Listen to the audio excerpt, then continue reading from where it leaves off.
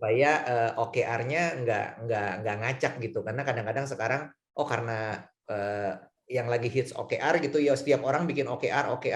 Nah, kadang-kadang makanya KPI bagus buat melihat gitu ya, sampai di kita di mana gitu ya. Misalnya kita punya KPI individu.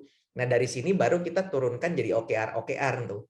Jadi OKR-nya sama KPI-nya jadi berhubungan.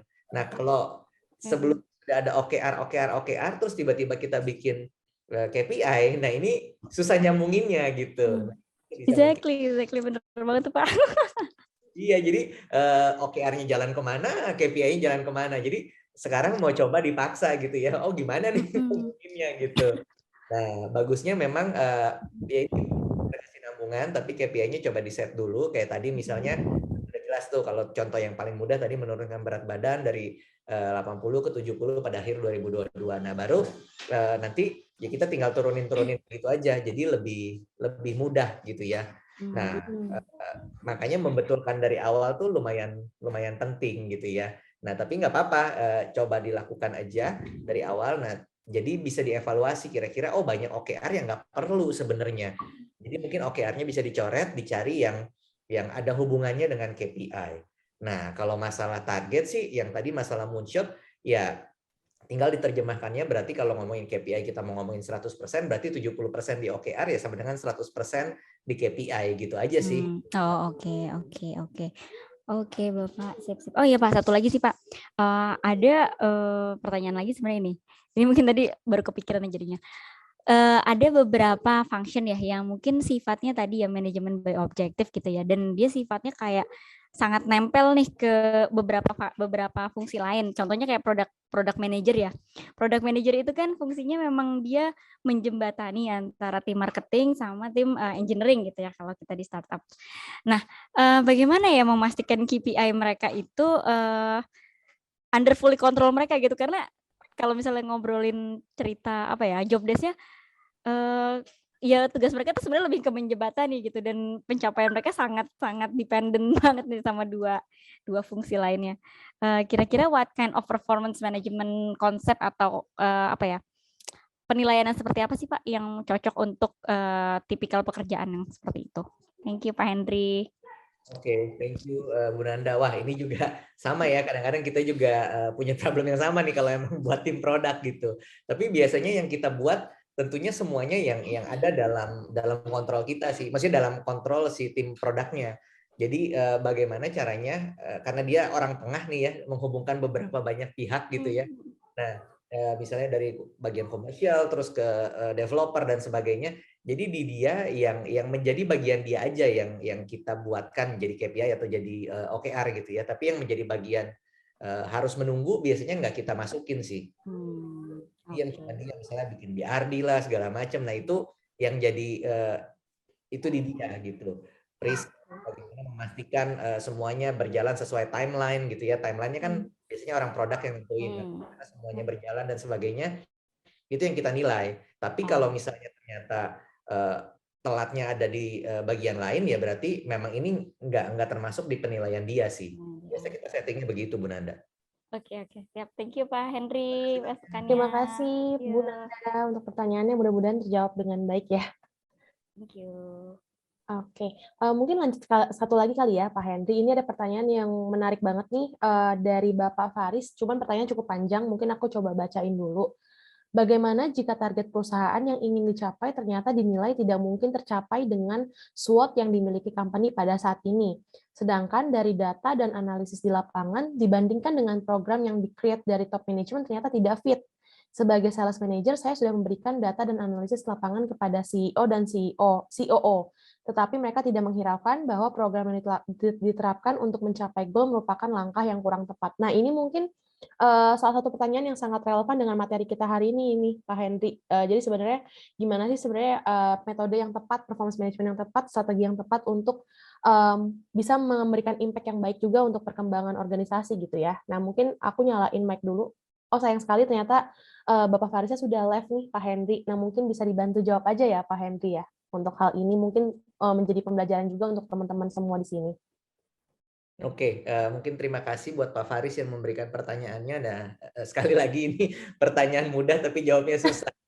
Bener-bener. Semua pertanyaannya terlihat gampang, tapi menjawabnya susah ya Pak Henry ya. Exactly. Baik. Nah, ini mungkin tapi pertanyaan ini cukup menarik sih Pak. Sesuai dengan materi kita hari ini, mungkin dari Pak Henry bisa memberikan insight lebih nih untuk para HR, mungkin menghadapi hal seperti ini tuh seperti apa sih Pak kira-kira? Oke, oke. Nah, ini memang tadi kan saya sudah bawakan juga di materi saya salah satu tips untuk bisa punya efektif performance management yang high impact itu ya dukungan dari manajemen. Nah, ini Hmm. masalahnya kan dari sisi manajemennya nggak dukung ya istilahnya atau punya pemikiran yang berbeda. Ya. Nah, kalau isunya sudah masuk ke hal ini, maka sulit nih. Ini udah isunya isu leadership gitu ya. Bukan lagi isu di performance management gitu. Isunya ada di leadership tentang bagaimana kita bisa menyampaikan ide ke otoritas yang lebih tinggi dari kita untuk kita bisa diterima idenya gitu Ya. kan. Kan ini top manajemennya nggak terima gitu ya. Nah, kalau kita ngomongin leadership kan ada teori leadershipnya si John C. Maxwell tuh kalau kita pernah belajar gitu ya. Ada yang leading down, ada yang leading lateral, ada yang leading up, ada yang leading self. Ya. Nah, paling sulit kan 50% tuh di leading self. Kenapa? Karena ya kita perlu memimpin diri kita sendiri dengan baik gitu ya. Ya. Nah, Ya. leading down lebih gampang 5%, leading lateral 20%, leading up 25%. Nah, ya kita perlu membangun reputasi kita sendiri dulu sih. Kita perlu membangun reputasi, kita perlu membangun relasi gitu ya dengan top management supaya kita bisa dipercaya. Nah, masalahnya kan kembali lagi ke top management ini sesuatu yang susah. Nah, tapi tips untuk bisa menyampaikan kepada top management supaya biasanya ide bisa diterima, kita harus mulai dengan untungnya apa gitu. Jadi ketika Oke. kita mau mengajukan ide ke atasan kita gitu ya, apapun posisinya, kita harus mulai dengan untungnya apa. Nah, kalau kita cuma mulai, wah ini nggak sesuai Pak, ini nggak sejalan Pak, ini nggak cocok dan sebagainya, mungkin nggak terlalu didengerin. Tapi kalau kita bilang, Pak, ini untungnya kalau kita melakukan ini. Nah, semua pemimpin perusahaan siapapun gitu ya, siapapun leader yang ada di atas kita, kalau dikasih untungnya pasti mau gitu. Iya. Jadi kasih tahu dia untungnya apa gitu, bahwa kita tuh ada di pihak dia, bahwa kita bantu perusahaan, bahwa kita bantu dia juga untuk bisa memimpin dengan baik dan kasih tahu untungnya apa. Nah, kadang-kadang ya kalau pemimpin nggak bisa ngelihat itu dan ya maka jadinya susah. Ditambah ya kita sendiri juga harus menjadi orang yang dipercaya ketika kita menyampaikan ide supaya didengerin. Gitu sih kurang lebih. Mungkin I kalau see. jawab bisa panjang. Ini sesi Ya, ya. leadership.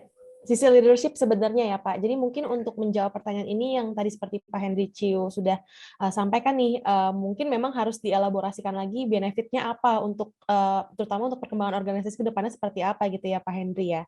Oke, thank you Pak Henry. Nah mungkin di pertengahan sesi ini aku mau mengingatkan teman-teman juga nih, tadi banyak juga yang menanyakan materinya apakah akan dibagikan atau enggak. Kita langsung tanyain ke Pak Henry-nya dulu kali ya. Kira-kira boleh nggak nih Pak materinya dibagikan ke teman-teman yang hadir hari ini? Waduh. Boleh ya, Pak? Boleh, Boleh ya. ya. Nah, oke, berarti nanti kita akan bagikan ke teman-teman semua. Pastikan aja teman-teman sudah mengisi alamat email teman-teman di feedback form kita. Linknya akan di-share kembali oleh rekan saya, Nisa, di kolom chat. Bisa langsung klik saja linknya. Kemudian nanti kita akan coba share materi kedua speakers kita pada siang hari ini ya, teman-teman. Oke, nah mungkin kita lanjut ke pertanyaan selanjutnya. Ini ada pertanyaan dari para peserta kita untuk Mbak Anissa. Mungkin banyak juga nih Mbak yang menanyakan apakah aplikasi atau mungkin fitur performance management Talenta ini berbayar atau enggak sih untuk menggunakannya, Mbak Anissa. Tadi kan Mbak Anissa juga udah share banyak banget tuh ya fitur-fiturnya. Kemudian juga tadi Pak Ko Henry juga udah share di awal banyak banget perkembangan ataupun fitur-fitur terbaru di performance management. Nah, ini mungkin banyak yang penasaran kira-kira untuk memakai ini apakah memang berbayar atau gimana sih Mbak Nisa? Oke, terima kasih untuk pertanyaannya ya.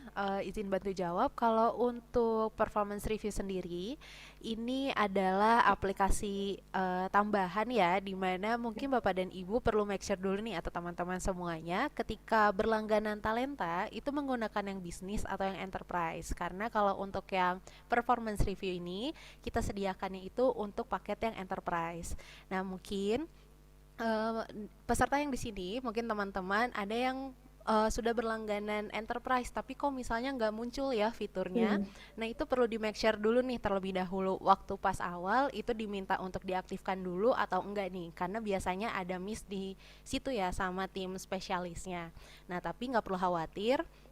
Kalau misalnya ternyata teman-teman perusahaannya itu menggunakan paket yang enterprise tapi belum diaktifkan nih untuk performance review-nya, itu bisa hubungi tim support aja. Nanti tim support akan bantu untuk aktifkan performance review-nya kok, gitu. Jadi nggak perlu khawatir.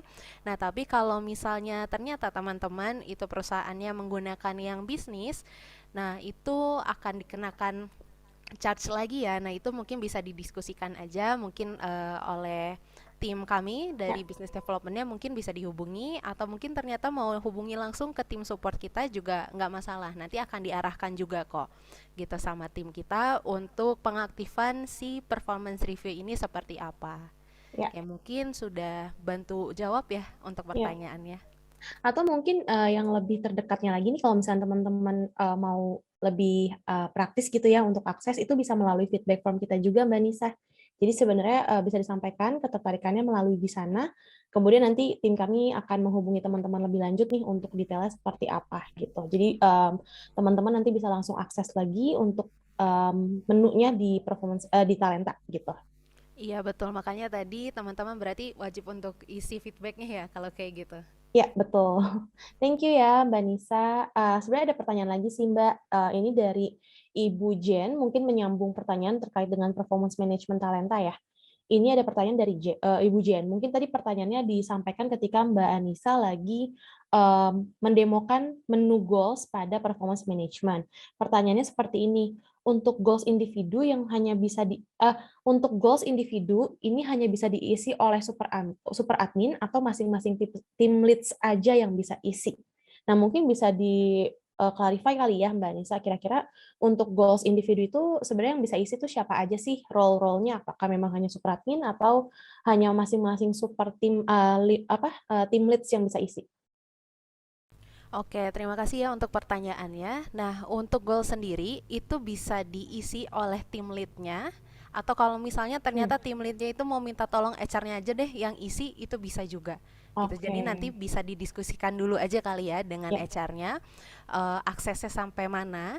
Nah, nanti ketika pengisian goals itu bisa disesuaikan aja dengan approval dari HR-nya ya. Karena kan biasanya untuk performance review ini kita arahkannya untuk HR-nya dulu nih. Tapi kalau misalnya mau pergunakan goals itu bisa didiskusikan, nanti bisa juga kok untuk isi oleh tim leadernya. Oh, oke. Jadi sebenarnya se-fleksibel itu ya Mbak Nisa, kira-kira untuk pengisian goals itu bisa dilakukan oleh berbagai pihak juga gitu ya. Sip. Iya, Thank you betul. Mbak Nisa. Oke. Nah, ada satu pertanyaan lagi nih untuk Pak Henry. Ini dari Ibu Rini dan banyak banget yang upload pertanyaannya karena memang mungkin lagi relevan banget nih di kondisi sekarang Pak Henry. Jadi pertanyaannya Ibu Rini ini seperti ini. Bagaimana membuat atau memanage performance staff yang ideal atau disarankan dengan metode hybrid work, WFH ataupun WFO pada saat ini. Jadi mungkin ini maksudnya metode apa kali ya yang tepat untuk mengelola performance management karyawan yang disarankan dengan metode hybrid WFH atau WFO.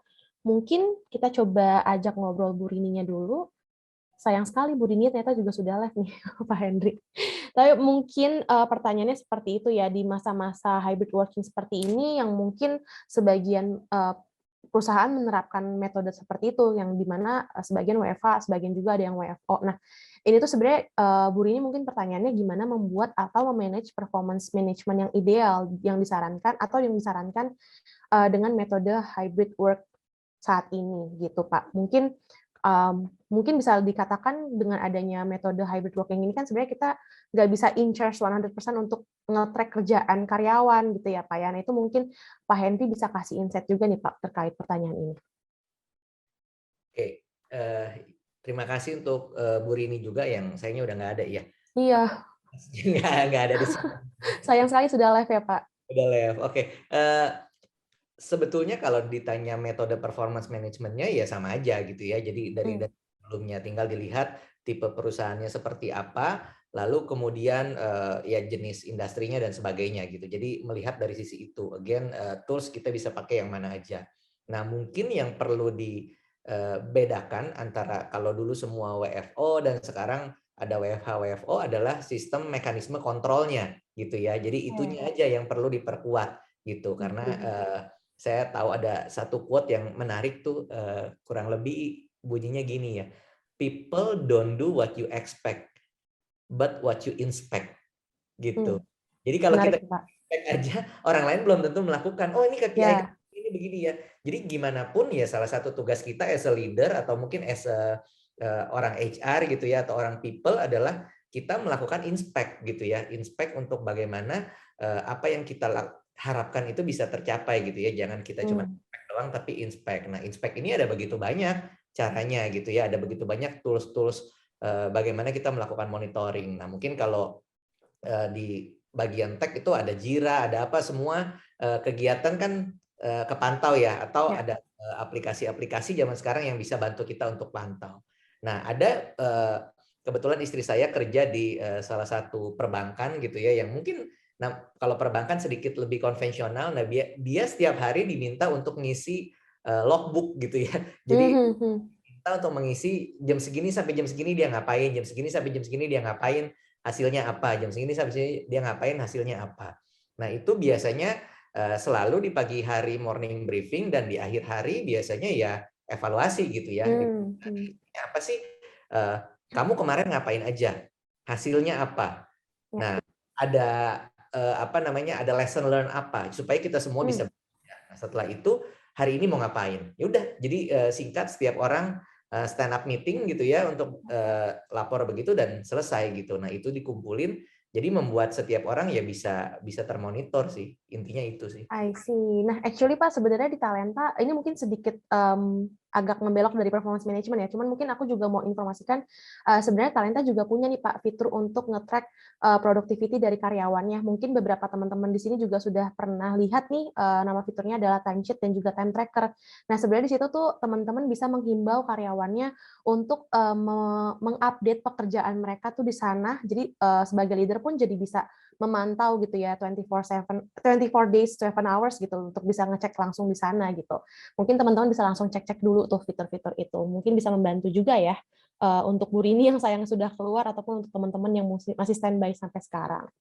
Oke, thank you Pak Henry. Nah, sebenarnya Pak, ini ada satu pertanyaan lagi sih sebenarnya. Kita juga masih ada sedikit waktu untuk menjawab pertanyaan-pertanyaan yang masih ada beberapa di box Q&A nih ya Pak ya. Ini ada pertanyaan, tapi pengirimnya anonimus nih, sayang banget. Cuman mungkin aku bacain dulu ya. Hai Pak Henry, untuk sebuah lembaga atau yayasan yang mencoba membuat selaras antara ekspektasi lembaga dengan karyawan, tetapi lembaga atau yayasan menerapkan manajemen kekeluargaan, tetapi tetap berusaha memperhatikan performance. Apakah memungkinkan itu bisa dijalankan, atau apa yang dikedepankan terlebih dahulu, kekeluargaan atau performance? Nah, ini mungkin terjadi mungkin di UMKM gitu ya, Pak Henry ya. Jadi kalau misalkan mungkin ada beberapa lembaga ataupun yayasan yang memang manajemen itu ada kekeluargaan, bagaimana bisa memperhatikan performance in professionals gitu mungkin maksudnya ya, Pak Henry ya. Mungkin boleh dibantu insight-nya juga nih, Pak. Oke, ini juga pertanyaan yang banyak muncul ya. Benar tadi biasanya UMKM atau perusahaan-perusahaan yang biasanya skalanya masih small gitu ya. Nah, apakah memungkinkan kekeluargaan dengan performance base digabung? Oh, memungkinkan sekali gitu ya. Cuman kita harus tahu yang mana duluan dan yang mana belakangan. Nah, yang duluan adalah harusnya performance yang duluan, performance base. Jadi tetap bisa menggunakan performance management dengan apa namanya? Jadinya terbentuk culture performance base. Nah, kekeluargaannya ada di mana? Kekeluargaannya ada pada saat nanti review gitu ya. Misalnya ada orang yang tidak tercapai. Nah, kekeluargaan baru main di sini. Tapi kekeluargaannya artinya bukan yang oh ya udah nggak apa-apa. Oh ya udah nggak apa-apa, bukan itu. Kita bantu. Kenapa sih kamu nggak tercapai?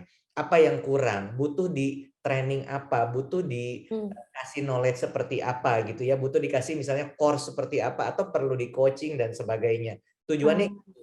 Jadi kekeluargaannya adalah bagaimana kita bisa mengukur jadi supaya kita bisa membantu setiap orang bertumbuhnya benar gitu ya. Iya.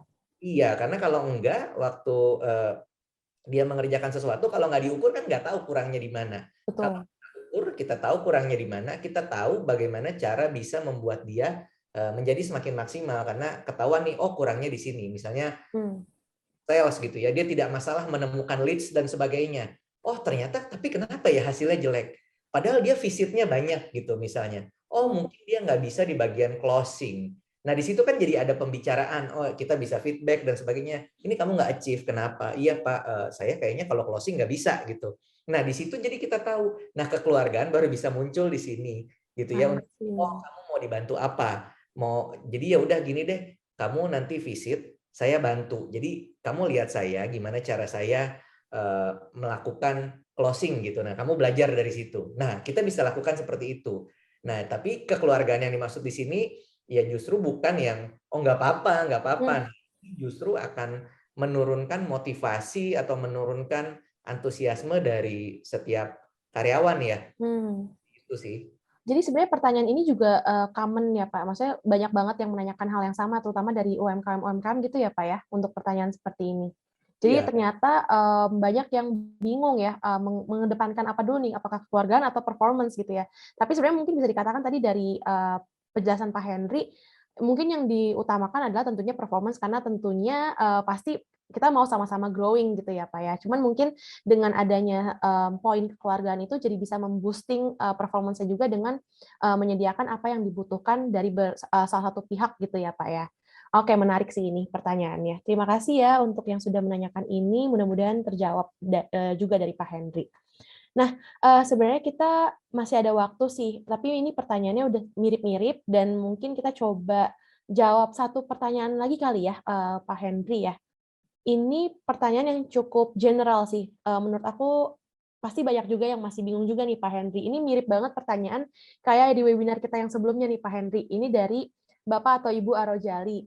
Performance management ini dilakukan 1 tahun 2 kali. Bisakah kita berikan karyawannya dulu untuk diberikan self review dahulu, setelah itu dilakukan penilaian one on one. Oke, ini cukup menarik. Mungkin banyak juga yang merasakan kebingungan nih ya terkait dengan hal ini. Coba kita nyalain mic-nya Pak, Bu, atau Pak atau Bu Arojali. Boleh nyalakan mic-nya, Pak atau Bu Arojali? Halo, selamat siang. Boleh nyalakan mic-nya? Oke. Oke, selamat siang, Pak. Ya, selamat siang. Oke, boleh perkenalkan diri dulu, Pak, dari company apa dan dari kota mana? Dari PT Primus Pratama di Alam Sutra. Oh, di Alam Sutra. Baik. Untuk pertanyaannya tadi seperti itu ya, Pak ya? Begini, biasanya kan kita melakukan appraisal, ada yang dilakukannya, ada yang setahun 2 kali, ada yang setahun aja 1 kali gitu ya. Kemudian sistemnya, apakah di sana menggunakan sistemnya kita memberikan penilaian self review dulu oleh masing-masing karyawan, kemudian kita nanti duduk one on one, terus kita bicarakan mengenai hasilnya gitu. Jangan didiskusikan hasilnya, tapi kita biasanya di HRD itu sudah pegang bukti-buktinya gitu. Nah itu biasa dilakukan atau tidak gitu. Oke. Terima kasih Pak Arojali untuk pertanyaannya. Mungkin dari Pak Henry, silakan Pak. Oke, terima kasih Pak Arojali atas pertanyaannya ya. Kalau pertanyaan yang pertama, performance management review dilakukan 1 tahun berapa kali?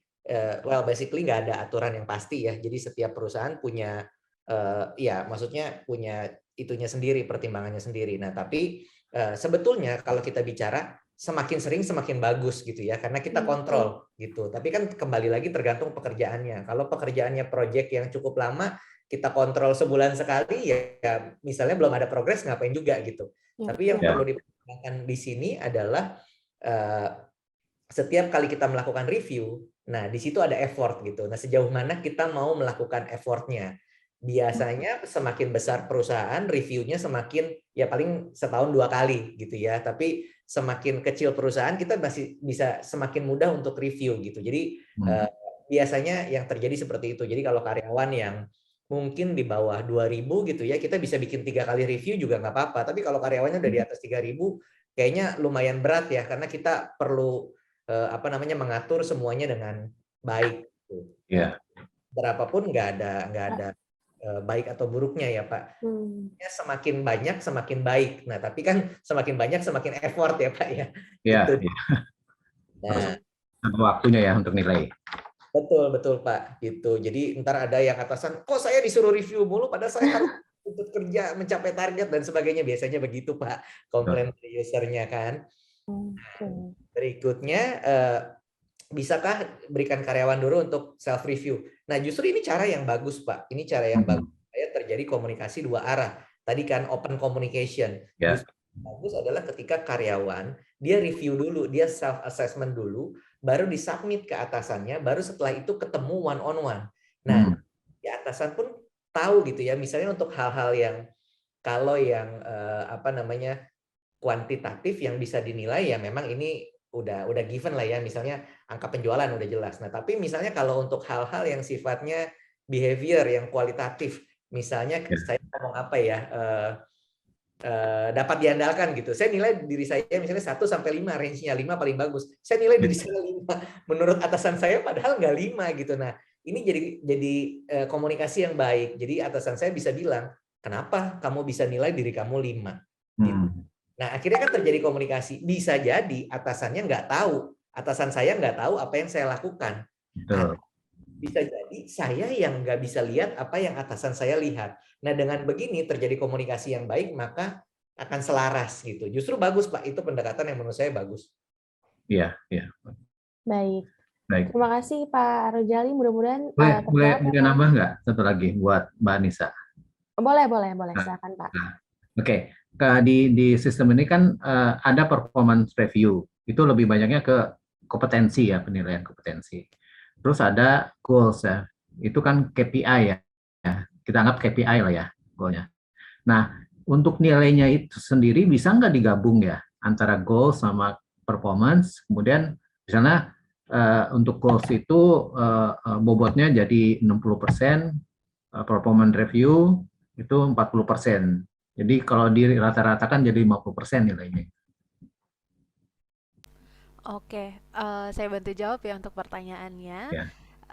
Untuk yang penggabungan tadi, ketika kita membuat review cycle, kita bisa decide dulu nih Pak, untuk goals-nya ini, untuk kita nilai di performance review ini, kita bisa set beberapa persen. Iya. Jadi nanti ketika di result-nya, itu sudah dibagi nih, oh ternyata 50% diambil dari yang goals, terus juga sisanya berarti itu udah masuk ke yang metode yang lain. Kita bisa set di situ kok. Kalau nilai akhir itu bisa nggak digabungkan? Jadi dari sistem itu biasanya kan untuk level supervisor ke atas itu ada performance review, ada KPI. Nah, ketika kita udah nilai performance review, kemudian KPI-nya kita nilai, hasil akhirnya tuh secara otomatis ada nilainya gitu. Oh, untuk yang penggabungan tadi antara goal sama yang review itu nanti akan dapat skornya itu akan average ya Pak, udah langsung. Iya, betul. Udah langsung gabungannya. Ya, jadi tinggal di set dulu aja dari goals ini mau diambil berapa persen.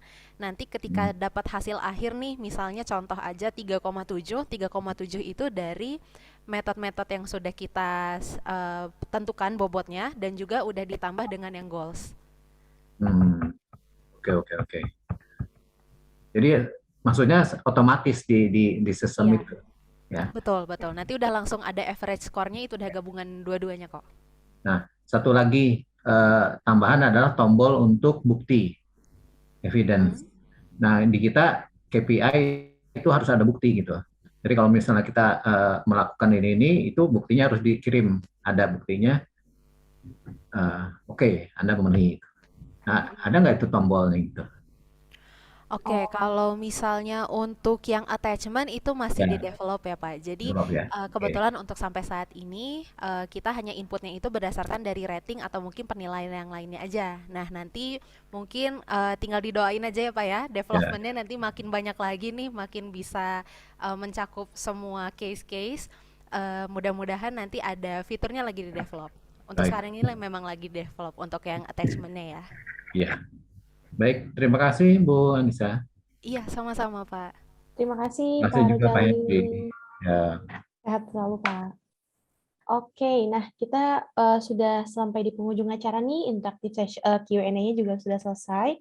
Kita sudah menjawab pertanyaan-pertanyaan yang sudah masuk dari tadi, dan mungkin untuk teman-teman bisa cek juga nih di tab Q&A, itu di tab yang answered, kita sudah ada beberapa pertanyaan yang juga sudah dijawab oleh rekan-rekan kami dari Mekari, mungkin bisa sembari dibaca-baca juga ya untuk jawaban-jawaban yang sudah masuk. Nah, seperti biasanya nih, sebelum menutup sesi interaktif Q&A, aku mau meminta sedikit satu closing statement dari Pak Henry dan juga Mbak Anissa untuk tema kita hari ini lah ya. Jadi sebenarnya gimana sih apa yang mau disampaikan nih kepada HR ataupun teman-teman profesional semua di sini untuk bisa menentukan strategi performance management yang tepat untuk perkembangan organisasi itu sebenarnya kiat-kiatnya apa aja sih? Mungkin dari Pak Henry itu untuk insight-nya, kemudian dari Mbak Nisa dari wrap up untuk talenta performance management yang tersedia sekarang gitu. Mungkin dari Pak Henry dulu, silakan Pak. Oke, terima kasih Bapak Ibu teman-teman yang sudah hadir, sudah mengikuti acara ini dari awal sampai akhir.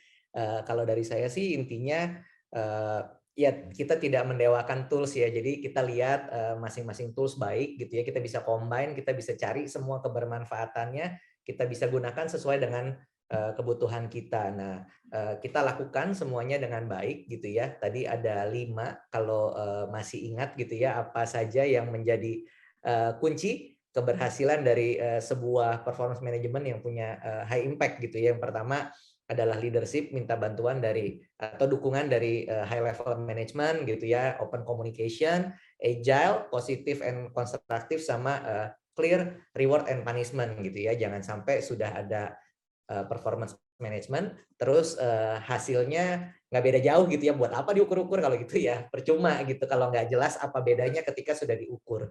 Dan ya tadi statement saya sempat sampaikan juga, done is better than perfect. Jadi coba aja dijalanin dulu, dijalanin, habis itu kita evaluasi. Nah setelah evaluasi, karena ya semua perusahaan juga nggak mulai langsung perfect gitu ya, kita coba jalan, evaluasi sampai akhirnya kita ketemu yang benar-benar paling cocok buat kita. Itu aja sih kalau dari saya. Baik. Terima kasih Pak Henry, dan mungkin tentunya sesi dari Pak Henry juga bisa membantu teman-teman ya Pak, supaya lebih bisa menerapkan insight-insight yang tadi didapatkan oleh Pak Henry juga dan diimplementasikan langsung di perusahaan teman-teman masing-masing. Dan mungkin kita lanjutkan dengan Mbak Nisa, mungkin ada yang mau tambahkan Mbak?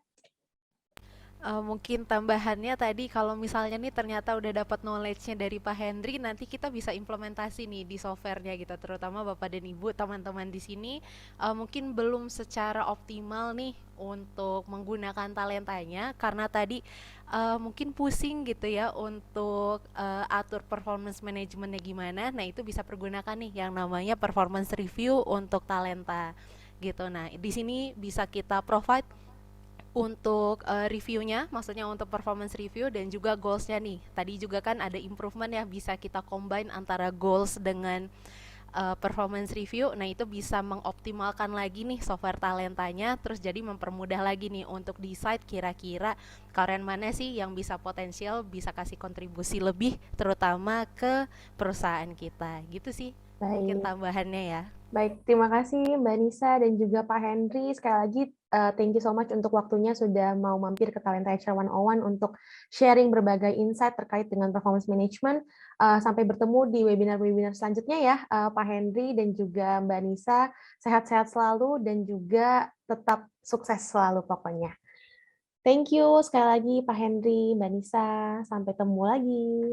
Nah, kemudian teman-teman, saya mau mengingatkan beberapa hal lagi nih di akhir acara ini. Sebelumnya juga saya mengucapkan terima kasih untuk teman-teman semua yang sudah bergabung di Talenta HR 101 dan juga tadi sudah ngobrol bareng dengan Pak Henry dan juga Mbak Nisa. Banyak banget pertanyaan-pertanyaan yang sudah masuk. Dan tentunya kami juga mau menginformasikan ke teman-teman kalau tadi banyak yang menanyakan details dari performance management talenta itu seperti apa. Tentunya teman-teman juga bisa menyampaikan ketertarikannya melalui feedback form kami yang bisa teman-teman akses pada link yang akan di-share oleh rekan kami di kolom chat, atau teman-teman juga bisa lihat di slides berikut ini.